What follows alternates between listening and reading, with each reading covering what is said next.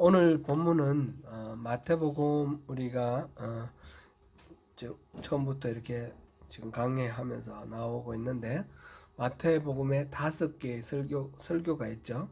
5개의 강화를 중심으로 해서 그 사이사이에 주님의 행적이 이렇게 기록되어 있다, 이렇게 말씀을 드렸는데, 그 중에서 4번째 강화입니다. 첫 번째 강화는 어디였습니까?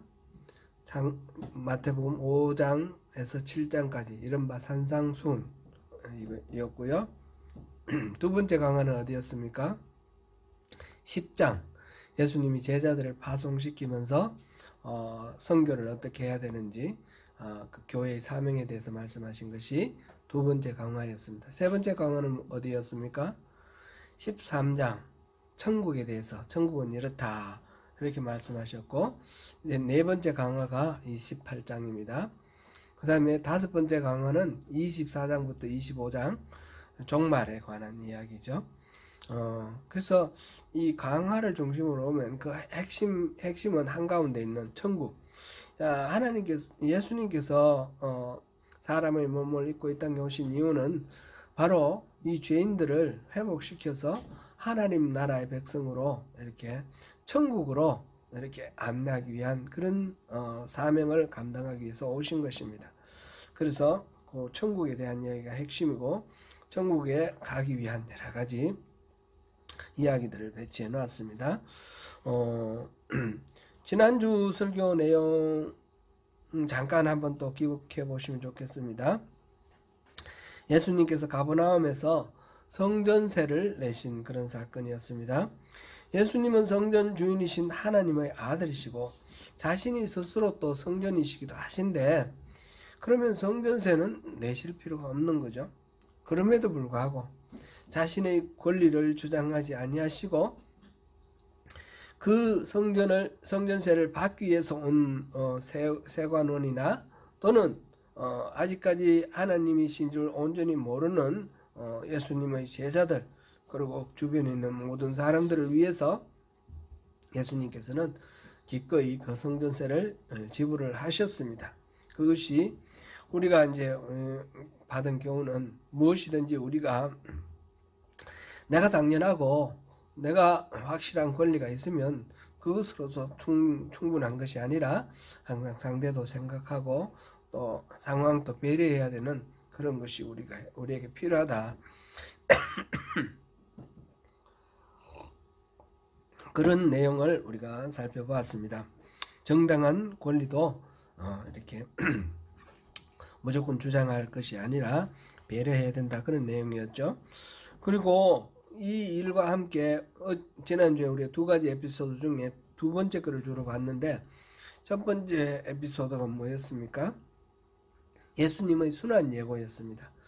예수님은 지금 예루살렘에 가셔서 박해를 당하고 죽었다가 3일 만에 다시 일어날 거다라는 순환 예고, 2번째 순환 예고였습니다.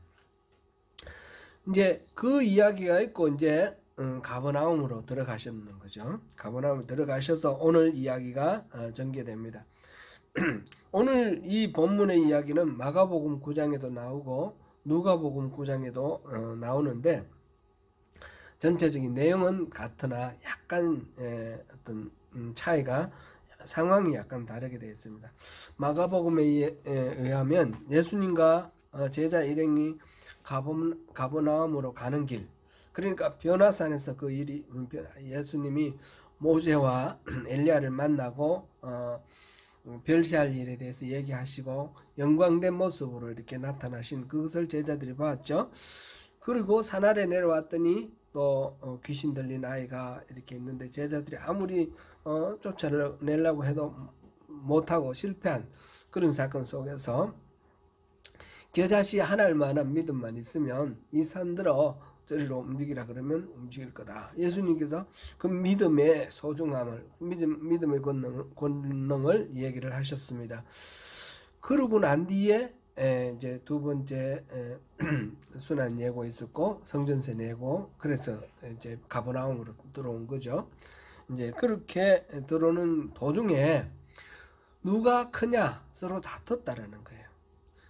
이제 예수님의 그 영광스러운 모습을 보고 들어오면서 예수님이 머지않아 이제 예수님의 왕국을 만들으실 텐데 그때 누가 높은 자리에 올라가느냐 그거를 가지고 이제 서로 다퉜다라는 거죠. 누가복음에서도 누가 서로 크냐 이런 변론이 있었다. 그런 이야기가 있고요. 오늘 본문에 보니까 천국에서는 누가 크냐 이런 질문을 제자들이 합니다. 그러니까 예수님께서 오는 길에서 무슨 얘기를 했냐 이렇게 말씀하는 그런 장면이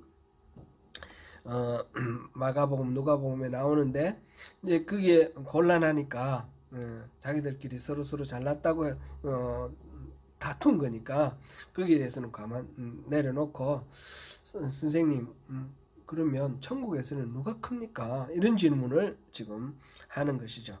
제자들이 왜 이런 논쟁을 했는지 정확히는 알 수는 없지만은 정황으로 봐서 예수님의 제자 여러 제자들 중에 12제자들은 또 특별했죠. 이 특별한 12제자도 똑같은 게 아니었다는 거죠. 말하자면 변화산 올라갈 때는 베드로와 요한과 야고보만 데리고 올라가셨어요. 그리고 그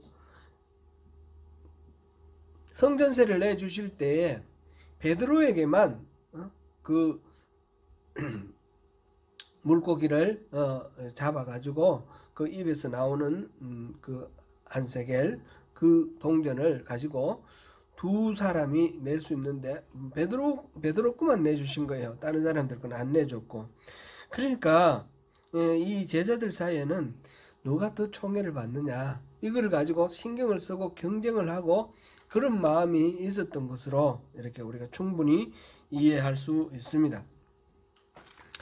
예수님께서 머지않아 이루실 그 예수님의 나라 거기에서 어떻게 하면 자기들도 존중을 받고 높은 자리에 올라가고 그렇게 할 수 있을까 그걸 생각하는 거죠.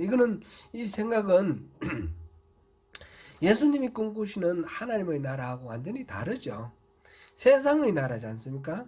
세상에 말하자면 피라미드 구조로 밑에는 노예들이 있고 그 다음에 뭐 이렇게 평민들이 있고 귀족들이 있고 그 다음에 뭐 권력자들이 있고 그 다음에 왕이 있고 그래서 한 사람이 높은 데 있는 사람이 명령을 하면 밑에서는 복종해야 되고 그런 어떤 피라미드 구조를 생각하고 높은 자리에 올라가면 편하다 그런 생각을 하고 지금 질문을 하고 자기들끼리 이렇게 다투고 있는 그런 상황입니다.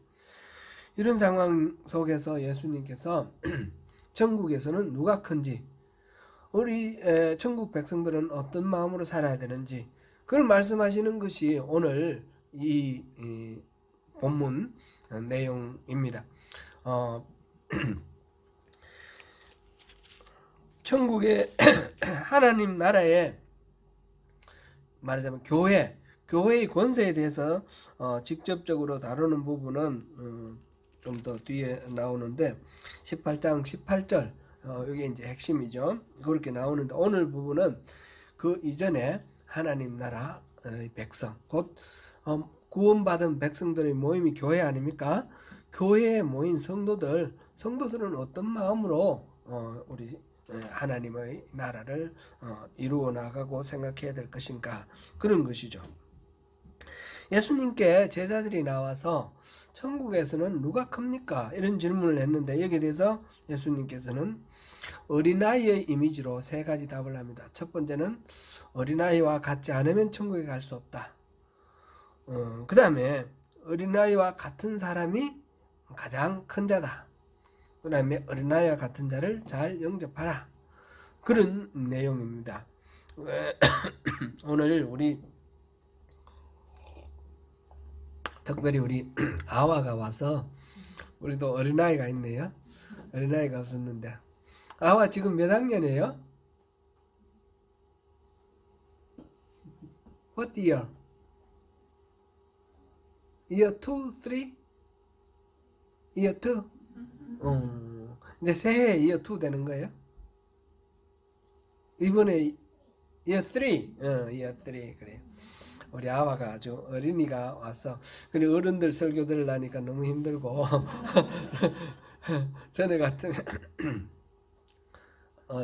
어떻게 되나 우리 아동부가 있으면 아동부에서 할 텐데 미안해. 그래도 우리 아와가 와서 우리 어른들이 잘 이해하기가 좋을 것 같아요. 그러니까 예수님께서 그 말을 들으시고 어린아이를 불러냈다는 거였어요. 아와 한번 나와볼래? 어? 곤란해? 나와가 더 좋아. 곤란해? 우리 아와가 여기 있으니까 뭐 그림 그리고 싶으면 그림 그리고 아와는 자유롭게 해도 돼요.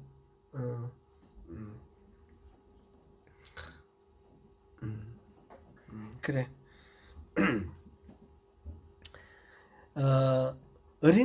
어린아이와 같다라는 말은 어떤 의미일까요? 우리 어린아이와 같지 않으면 결단코 천국에 갈 수 없다 그랬는데 어린아이와 같다라는 말이 어떤 의미일까요? 제가 예전에 어떤 권사님하고 말씀을 나눴는데 이 권사님이 제게 하시는 말씀이 신앙생활이 너무 어렵다는 거예요. 너무 힘들다는 거예요. 그 이유가 이분이 이제 연세가 좀 드셨거든요. 연세가 드셨는데 다 보고 있다는 거죠. 젊은 사람들이 다 보고 있는데 하고 싶지 않은 일도 사람들이 보고 있으니까 해야 되고 하고 싶은 것이 있지만은 사람들이 보니까 못하고 아이고 참 이민생활 어렵지만 교회 생활이 제일 어렵다고 그런 말씀을 하셨어요. 그래서 제가 또 이런 말씀을 드렸어요. 너무 그렇게 사람들 이렇게 의식하지 마시고 좀 어린아이와 같은 그런 마음으로 신앙생활 하시면 덜 힘이 드실 겁니다. 그랬더니 이 군사님 화를 벌컥 내시는 거예요. 어린아이와 같은 게 어떤 거냐고. 목사님 어린아이 같은 어린아이를 모르냐고. 막 고집 피우고 지 하고 싶은 대로 다 하고 이기적이고 그게 어린아이인데 그런 식으로 신앙생활 할 수 있냐고 막 그러는 거예요. 우리 아와도 그러나요? 안 그렇죠. 우리 아와는 아와는 엄마 말씀 잘 듣죠? 엄마 아빠 말씀 잘 듣죠? 네.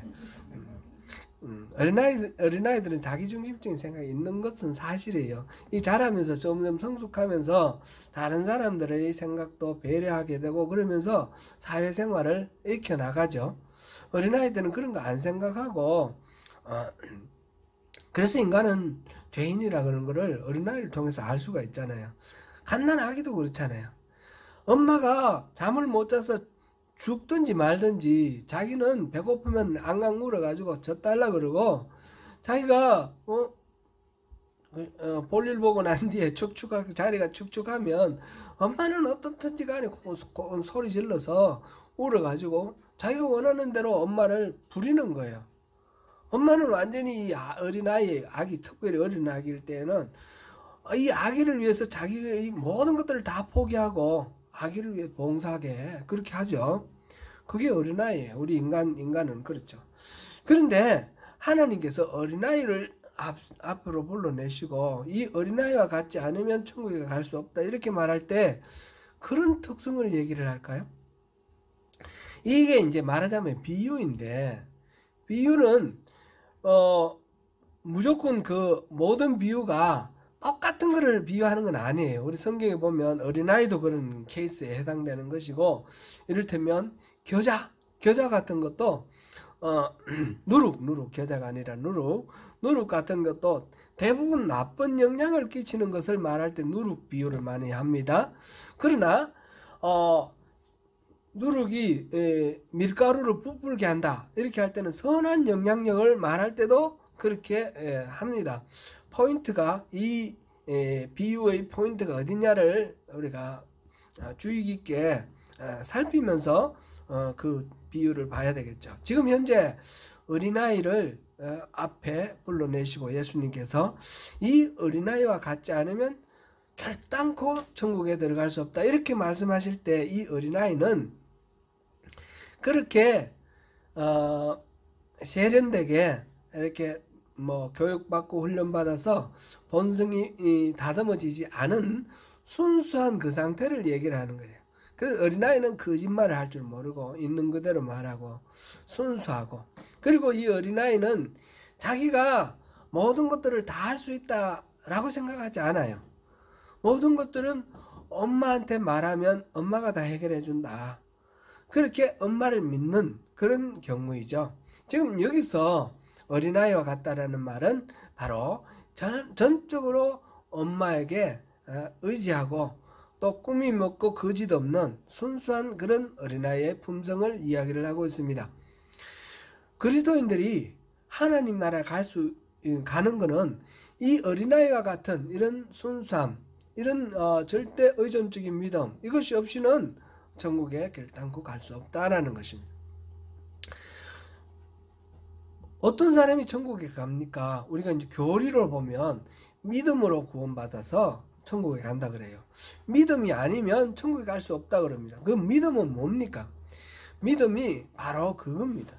믿음은 우리가 지적으로 동의를 하는 것 아닙니다. 이건 이렇다 저렇다 그게 아니고, 또 내 마음으로 믿습니다, 그래서 내 마음에 있는 어떤 생각을 확신하는 것, 억지로 확신하는 것, 이런 것이 믿음이 아니라, 믿음은 진짜 이 성경적인 이 믿음은 절대자인 하나님에게 온전히 우리 인생의 모든 것들을 믿고 의뢰하고 맡기는 것, 그것이 신뢰하고 맡기는 것, 그것이 참된 믿음이라는 것이죠.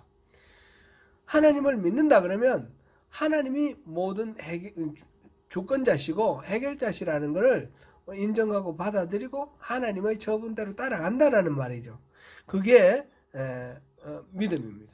바로 어린아이는 바로 엄마나 아빠한테 절대적으로 의존하죠. 절대적으로 엄마 아빠를 신뢰하고 그렇게 나가는 것, 이것이 바로 어린아이와 같은 거짓 없고 순수하고 솔직하고 그런 부모님을 신뢰하는 그런 겸손한 믿음의 특징입니다. 천국 시민의 자격은 바로 여기에 있는 것입니다. 그리고 4절에서 예수님께서는 누구든지 이 어린아이와 같이 자기를 낮추는 사람이 천국에서 크다, 이렇게 말씀하셨습니다. 이 어린아이와 같이 부모를 절대적으로 신뢰하고 자기 자신을 높이지 않고 낮추는 그런 겸손함이 있는 사람이 천국에 가는 조건이다, 천국 시민의 조건이다 한 게 첫 번째 3절의 이야기이고, 이 4절은 그러면 그 중에 누가 큽니까? 라고 물었을 때 누가 더 크냐, 누가 더 위대하냐, 이거는 예수님이 말씀하시는 것은 피라미드 구조에서 더 많은 권력을 나누는 사람이라기보다는 하나님 나라의 백성에 더욱 가까운 훌륭한 그런 사람을 말하는 거죠. 그렇게 말할 때에 그 특성은 하나님 나라 천국 시민의 자격에 가장 부합한 사람, 그 부분에 가장 탁월한 사람이겠죠. 그 겸손한 사람이 바로 가장 큰 사람이다라는 그런 말씀입니다. 그래서 기독교 신앙의 핵심은 자신을 낮추고 하나님께 신뢰하며 개인적인 능력이나 어떤 성취 그게 아니라 겸손으로 이렇게 다듬어진 그런 사람이 가장 큰 사람입니다. 예수님께서 자기의 성품을 표현한 그런 대목이 있습니다. 마태복음 11장 28절에서 29절 말씀, 여러분 잘 아시는 말씀인데, 수고하고 무거운 짐진 자들아 다 내게로 오라, 내가 너희를 쉬게 하리라. 나는 마음이 온유하고 겸손하니 나의 멍에를 메고 내게 배우라, 그리하면 너희 마음이 쉼을 얻으리니. 여기서 예수님께서 자신의 성품을 집약한 말 두 가지가 있습니다. 하나는 온유, 하나는 겸손. 예수님의 성품이 여러 가지가 있지 않습니까? 우리 성령의 열매 9가지 열매 있는데 다 중요하죠. 다 중요한데 그 중에서 특별히 예수님 스스로 이 사람들에게 나는 이런 사람이다 라고 말씀하시는 것이 온유와 겸손이다 라는 사실, 이걸 우리 한번 주목할 필요가 있겠습니다. 사실상 온유하고 겸손한 사람은 나머지 모든 성품을 다 이루었다 해도 과언이 아닐 겁니다. 온유라는 게 어떤 겁니까? 온유는 이 자기의 성품이 잘 훈련되고 절제된 그런 상태입니다. 뭐 이렇게 삐져나가지 않도록 이렇게 절제하는 것뿐만 아니라 부족한 부분까지 메꿔서 잘 다듬어진 상태가 온유입니다. 자신의 모든 성품이 잘 이렇게 다듬어져서, 이거는 무엇으로 다듬었습니까? 온유는 하나님의 은혜, 능력으로 다듬어진 겁니다. 그러니까 예수님의 성품은 무슨 일을 하고 무슨 말을 하시든지 간에 하나님의 뜻에 맞춰서 이렇게 절제되고 통제되고 또 때로는 격려되고 이런 상태입니다. 이거를 온유라고 표현을 했습니다. 그 다음에 겸손입니다. 겸손은 절대적으로 자기를 신뢰하지 않고 하나님을 신뢰하는 이 자세가 바로 겸손입니다. 나는 이 정도야 라는 말이 그런 생각이 어느 한쪽이라도 조금이라도 있으면 그건 이미 겸손이 아닙니다. 저는 사실은요 조금 겸손해서요 그런 건 안 합니다. 이렇게 말하면 이미 겸손한 게 아니죠. 교만한 거죠. 겸손이라는 말이 자기 마음에 떠오르면 이미 겸손이 아니라는 거예요. 겸손은 무슨 일을 할 때 저는 그거 못합니다 이런 식으로 자기가 일 안 하려고 빼기 위한 그런 핑계로 하는 말이 아니고요. 예수님의 성품의 핵심이 겸손이다라는 것. 그거는 하나님께 의지하고 나를 내세우지 않는 것입니다. 오늘 본문의 말씀을 듣는 대상은 예수님의 사랑하는 제자들입니다. 사랑하는 제자들이 서로 누가 컸냐 하다가 하나님 천국에서는 누가 큽니까? 이렇게 물었기 때문에 이 이야기들은 제자들에게 하는 이야기인데, 제자들에 있어서 그리스도인들에게 있어서 가장 핵심적인 덕목, 가치가 바로 이 겸손이다라는 것입니다. 겸손이 있어야지 뭔가를 배울 수 있습니다. 겸손하지 않은 사람은 남의 이야기를 듣고 귀한 가르침을 받아도 그거를 배울 수가 없습니다. 자기가 더 잘났으니까. 자기가 뭔가 성취했다는 자만심에 빠지면 교만해지기 쉽습니다. 그래서 언제나 자신은 완성되지 않은 상태, 과정에 있다라는 것을 의식하고 뭔가 하나님께서 뭘 깨닫게 해주시는지 하나님 은혜를 주의 깊게 살피는 가운데 우리가 점점 더 나아가는 것입니다. 이게 바로 자기를 낮추는 겸손의 미덕입니다. 어린아이가 자기가 다 모든 거 다 할 수 있다고 생각하지 않고 부모를 의뢰하는 것, 이거는 꾸미는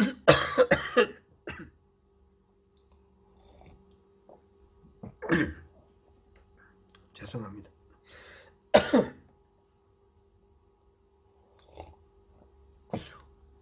꾸며서 취하는 태도가 아니라 그대로, 자연 그대로 드리는 그런 겸손입니다. 우리가 사도 바울을 보면 바로 그는 겸손의 삶을 볼 수 있습니다. 빌립보서 3장 12절 우리 같이 한번 읽어볼까요? 내가 이미 얻었다 함도 아니요 온전히 이루었다 함도 아니라 오직 내가 그리스도 예수께 잡힌 바 된 그것을 잡으려고 달려가노라. 사도 바울만큼 역사에 큰 발자국을 남긴 그런 큰 인물은 없습니다. 그는 위대한 선교사요 목회자였으며 가장 많은 성경을 기록한 성경 저자이기도 하고 또 말씀을 이렇게 잘 해석을 해서 그거를 적용한 신학자이기도 합니다.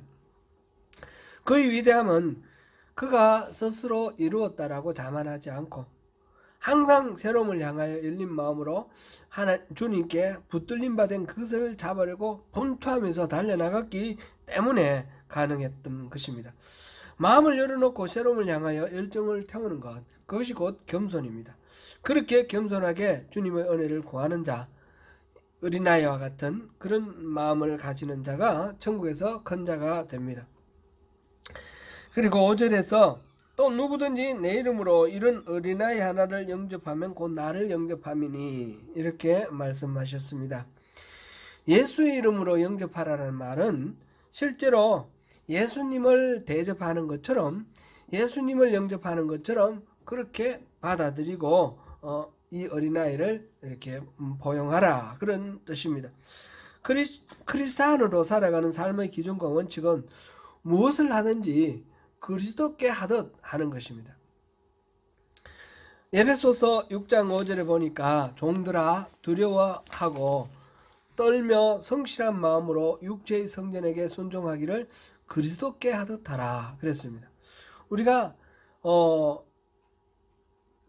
이 가게에서 손님을 맞이하는 그런 일이 있다든지 어떤 일이든지 또 누구를 도와야 할 그런 일이라든지 무슨 일을 하든지 그 상대, 그 사람에 대해서 내가 뭔가 서비스를 한다 이렇게 생각할 것이 아니라 예수님을 섬긴다라는 그런 마음으로 섬기는 것이 참된 그리스도인의 마음입니다. 예수님 당시 어린아이는 오늘날에 비해서도 인격적으로 대우받지 못하던 그런 상황이었습니다. 여자도 그렇고요. 그래서 인구조사하면 남자만 조사하잖아요. 그리고 여자는 카운트가 안 되고 어린아이도 또 20세 이상 그렇게 어른들만 카운트되고 어린아이는 카운트다 이렇게 세지다 숫자에도 안 속합니다. 말하자면 가장의 소유입니다. 그 가장이 만약 이렇게 잘못되어서 죽거나 그러면 고아가 되면 과부와 고아는 정말 이 스스로 살 수가 없는 사람의 대명사죠. 과부와 고아와 나그네. 그래서 공동체가 책임을 져주라 그렇게 하는 이유가 그렇게 힘없고 스스로 자립할 수 없고 나약하기 때문에 그렇습니다. 어린이들은 그런 거죠. 우리나라도 보면 방정환 선생이 어린이날 만드는 그 배경을 이렇게 보면 어린아이는 인간 취급을 안 해주는 그런 상황에 놓여 있기 때문에 미래의 주인공인 어린아이를 존중하는 이게 이제 성경에서 배운 그런 가치관을 이렇게 적용한 것이 어린이날 제정 그것입니다. 사도 바울은 부모님에게 자녀를 노엽게 하지 말라 이렇게 말씀하셨습니다. 에베소서 6장 5절이죠. 여기서 자녀를 노엽게 하지 말라라는 말은 자녀를 자기 마음대로 이렇게 자기의 기분이나 자기의 생각이나 이거 멋대로 자녀에게 이렇게 대하지 말라. 자녀는 하나의 인격으로 대하라 그런 뜻입니다. 하나님께서 한 사람을 이 땅에 보내실 때 엄마 아빠를 통해서 보내셨지만 그 아기는 엄마 아빠 소유의 아기가 아닙니다. 하나님이 보내주신 하나님의 생명입니다. 엄마 아빠는 말하자면 하나님의 아들, 이 하나님의 아들 아닙니까? 하나님의 아들을 위탁해서 키우는 위탁 부모나 마찬가지로 말하자면 하나님 왕이신 만왕의 왕이신 하나님의 아들 왕자를 돌보는 그런 마음으로 우리가 자녀를 키워야 됩니다. 그래서 노엽게 하지 말라, 자기 마음대로 대하지 말라 그런 말이죠. 비록 자신이 낳은 자녀라 하여도 하나님께서 주신 거룩한 생명, 하나님의 자녀라는 것을 인정하고 그렇게 받아들이는 것이 자녀를 인격적으로 대하는 것입니다. 마찬가지로 천국 시민 된 사람들은 다른 사람 가운데 여기서 이제 어린 나이라고 표현되는 것은 꼭 어린 나이만 말하는 것이 아닙니다. 꼭 어린 나이만 말하는 것이 아니라 믿음의 공동체 안에 뭔가 좀 성숙되지 못하고 그런 사람들을 지금 일컫는 말이 바로 이 작은 자, 6절에서는 작은 자라고 그랬죠. 어린아이라 이렇게 했는데 같은 말인데 그런 내용입니다. 아이처럼 자신이 이렇게 부각되거나 이렇게 나오지 못하고 낮추고 예수 자신의 삶의 모습 그대로 닮으며 죽기 의지하며 고난의 삶을 살아가는 모든 사람들, 성도들, 그런 사람들이 참 제자이고 그런 사람이 여기서 말하는 작은 자이고 어린아이입니다. 이런 사람을 실족하게 하면 차라리 연자 맷돌을 그 목에 달려서 깊은 바다에 빠뜨려지는 것이 낫다. 이렇게 하였습니다. 말씀하셨습니다. 그리스도인들로 하여금 신앙의 길에서 실족하게 한다든지 또는 순결한 마음과 신앙 양심을 다쳐서 순수한 신앙의 길에서 벗어나게 만드는 그런 일을 한다 그러면, 또는 그들을 영접하지 아니하고 거절 무시함으로써 고난에 처하게 한다면, 그것은 연자 맷돌을 목에 걸고 바다에 빠뜨리는 것이 오히려 낫는 그런 재앙적인 결과가 나온다라는 것입니다. 어떤 공동체든, 이거는 교회나 교회 밖이나 뭐 다 마찬가지인 것 같고요. 교회에서 특별히 이게 부각됩니다.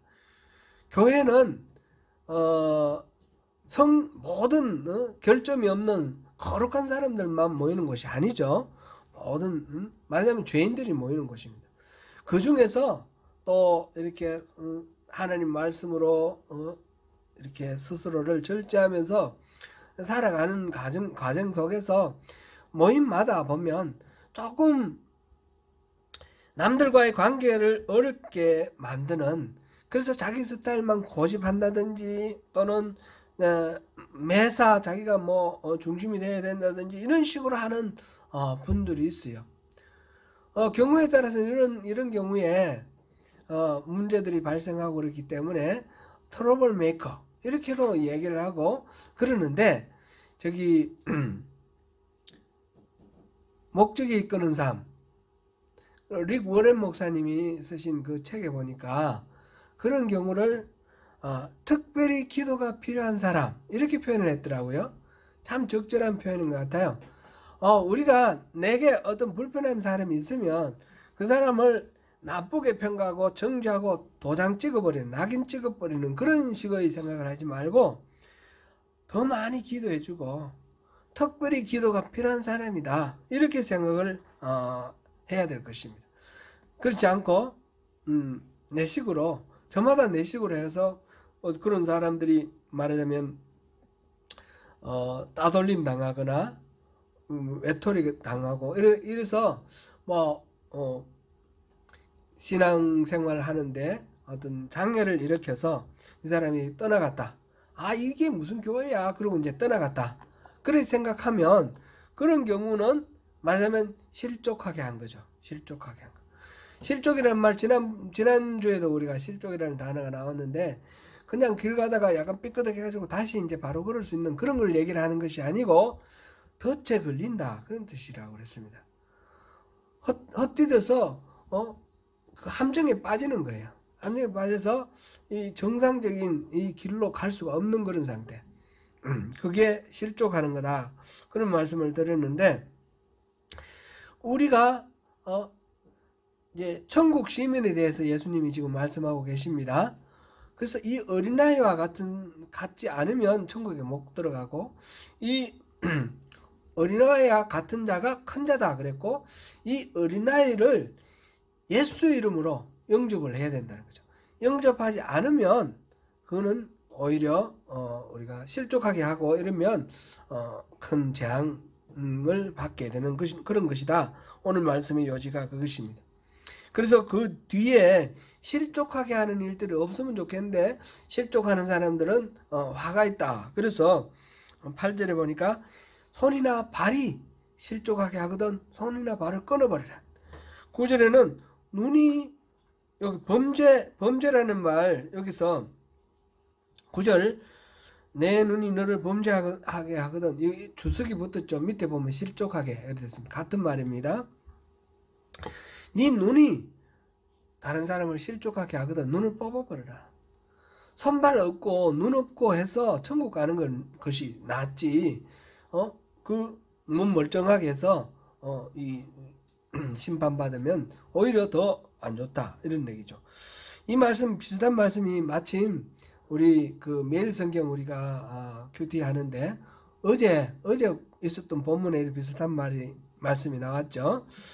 이게 범죄하는 것은 이거는 진짜로 우리가 눈 뽑아버리고 손발 잘라버리라 그러면 실제로 그런 범죄가 우리는 아직까지 죄인의 한계를 갖고 있기 때문에 불가피한데 그럴 때마다 손 잘라버리고 발 잘라버리고 눈 뽑아버리면 멀쩡한 사람이 여기 아무도 없겠죠.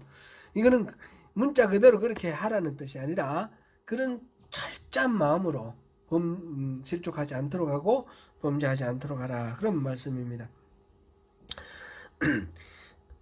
이 전 어린아이와 같은 마음, 그런 순전하고 겸손하고 스스로를 낮추는 그런 마음으로 천국의 백성으로서 서로를 용납하고 서로를 아끼면서 하나님께서 기뻐하시는 하나님 나라 아름다운 믿음의 공동체의 소명교회를 이루어가시는 그런 우리 삶이 되었으면 좋겠습니다. 사랑하는 성도 여러분, 이제 말씀 맺겠습니다. 우리가 천국에 들어가려면 무슨 학문과 지식을 많이 쌓아야 한다든지 어떤 자격증을 따야 된다든지 스펙을 쌓아야 되는, 남에게 봉사도 많이 하고 헌금도 많이 하고 뭐 이런 식으로 공로를 세워야 한다든지 그런 것들이 전혀 아닙니다. 우리의 마음이 어린아이와 같은 마음, 순전하고 깨끗하며 주님의 권위를 절대적으로 신뢰하고 주님을 의뢰하는, 믿는 그런 마음을 회복할 때만 주님을 배울 수 있는 것입니다. 그 마음이 어린아이와 같지 않고서는 어떤 훌륭한 일도 자기 구원에 아무런 도움이 되지 못하는 것입니다. 진정 너희가 돌이켜 어린아이들과 같이 되지 아니하면 결단코 천국에 들어가지 못하리라 한 이 3절의 주님의 말씀, 오늘 우리에게도 동일한 것임을 기억하시는 가운데 어린아이와 같은 마음으로 주님을 의지하고 엄마 같은 주님의 보호하심 아래서 그 평강과 기쁨을 다 누리시는 저와 여러분이 되시기를 축원합니다.